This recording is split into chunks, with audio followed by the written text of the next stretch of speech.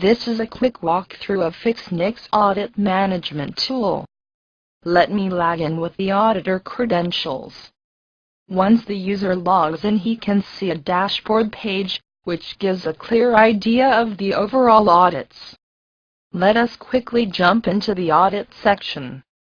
Once we click on the Audit tab, we can see the list page, where all the audits assigned or involved by you will be displayed. We also have facilitated to filter according to categories like planned, in progress, published. Let us plan an audit. I will quickly fill in the required mandate fields marked in asterisk. We also have an option to add a risk to audit, if we are using our audit and risk as an integrated tool. To automate the manual entry, we have facilitated to import from CSV. That helps us to import the whole year audit calendar. Further, we can fill out type of audit, location, department, team, compliance type, standard, start date and end date. Then we can select the auditor and audit ID from the associated teams. You can also opt for skip reminder if you wish. Now we can initiate the audit. Now we see that the audit is initiated, and we can proceed with the next step due process. In this stage, the auditor is assigning the relevant artifacts required for the audit under the domains. He can also select multiple artifacts under a single domain, and assign priority and the responsible person to submit the artifacts and the target date. Let me do the same for another domain: information security, coordination and allocation of InfoSecond's responsibilities, and finally I will click Ask. Now let me log into the audit ID screen to see the auditor provided details, and proceed to due process.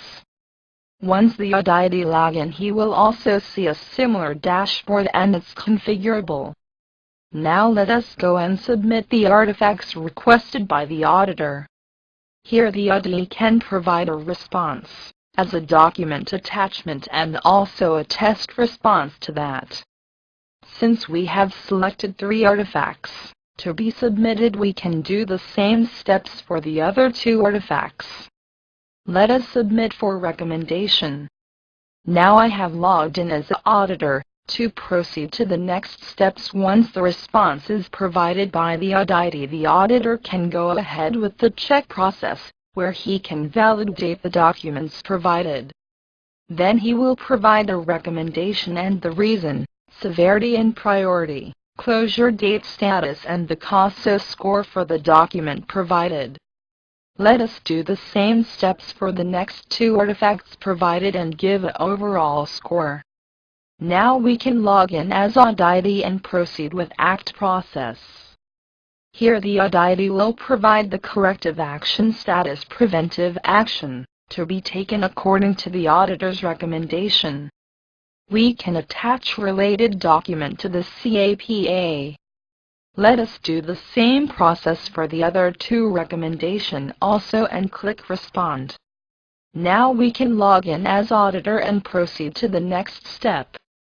Now the auditor can validate the corrective and preventive actions provided by audit ID and provide observations and remarks, and also the status of implementation. Let me quickly do the same for the other 2 observations.